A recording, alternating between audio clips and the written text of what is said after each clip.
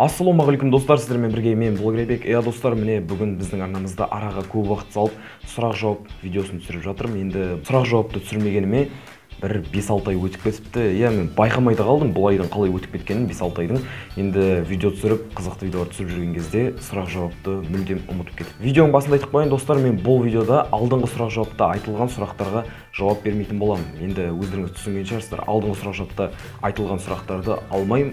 Енді жаңа сұрақтарға жауап беретін боламын осы видеода. Егер сенің сұрағың жоқ болса, ренжіме, алдыңғы сұрақ-жауаптарды қарап қара. Ендеше кеттік достар, бастаймыз. Біздерге келіп түскен бірінші сұрақ Алан Белый деген баладан келген. Сенің айлық табысың қанша дейді. Мен айына мәссаған миллионермін ғой мен деген. Миллиардер, миллиардер демек қой, айына 1 миллион, 10 миллион тауып отырмын ғой. Миллиардер болдым ғой. Деп айтсам ешкім сенбейтін шығар, айына мен көп болса 2000, одан асса 3000. Одан артық ақша таппаймын достар. Мен бұрында да айтқан болатынмын, тағы да айтуға жалықпаймын сіздерге. Өйткені бұл өте көп қойылатын сұрақтардың бірі. Қанша табасың деп, сондықтан да бүгін тағы да сіздерге жаңадан келіп жатқан көрермендерге жауабын беріп кетейін. Мен ешқандай да YouTube'да ақша үшін жүрген жоқпын. YouTube'дан ақша табу деген өте қиын. Мен ақша үшін жүрген жоқпын. YouTube менің жұмысым. Жұмысым деп айтсам да болады. Өзім жақсы көремін жұмысымды.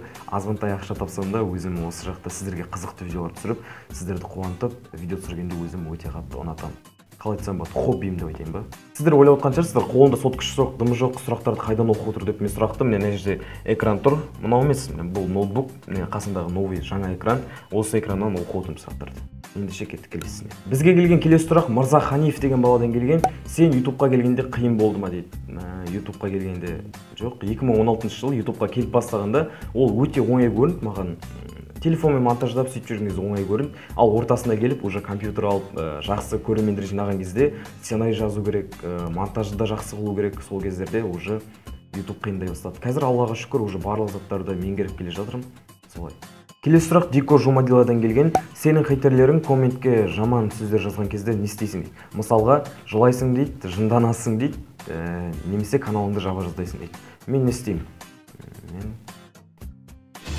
Сен бар хейтер менің каналыма, мен саған көрсетейін қазір. Хейтер болған.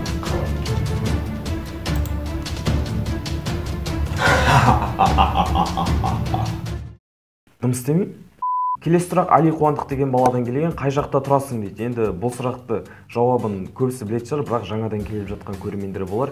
Мен Маңғыстау облысында тұрамын. Дамир Воронов. Сен қандай ойындар жақсы көресің дейді. Мен CS:GO-ды және де енді PUBG. Сол екеуін ғана жақсы көремін. YouTube-ты қашаннан бастадың дейді. YouTube-ты мен 2016 жылдан бастадым. Бізге келесі сұрақ бір ханшайымнан келіпті, Гүлназ Ғалым деген.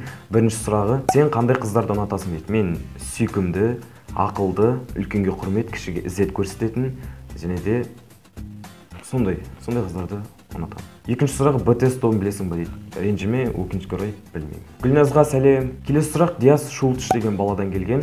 Брат, видеоларың өте керемет, күшті дейді. Рахмет бауырым. Дейді, мектепте сен анау блогербек қой деп ататын кездер болды ма дейді. Ондай кездер өте көп болады, жиі болып тұрады ондай кездер. Танып жатқанда былай айтып жүреді, анау блогербек қой деп сөйтіп жүреді. Ал енді әбетте кей кезде жұмыста шықпағанда әбетте барсам, әбетте оқитын 7-ші класс және 5-ші кластың балдары да сөйтіп танып жатады. Сондай кездерде бір өте қатты қуанып қаласың. Нейко Геймер деген баладан тағы да сұрақтар келіпті. Неше жастасың дейді. Мен Акинатор видео түсірген болатын, осыдан бір видео бұрын алдыңғы видеосында Акинатор түсірген болатын. Сол жерде айттым, сол жерден қарасаң болады. Екі соткың қандай дейді. Менің соткым өте керемет сотка ғой. Экраны бар, камерасы бар, звук шығарады, сөйлескендерде өте керемет. Jinga F200N сөйлескендерден басып тұрып, фонарик жақсаңыздар болатын үстінде тұр. Алло, Магомед. Үшінші сұрақ, қай қалаларға барып көрдің дейді. Мен Ақтауда болдым, енді өзіміздің қаламыз ғой, жақын Маңғыстауда. Ақтауда болдым, және де Қызылорда, Көкшетау, Қостанай, Астана. 5 қалаға барып көрдім. Ең алғаш түсірген видеоларың есіңде ме дейді. Ең алғаш мен қандай видео түсіріп едім?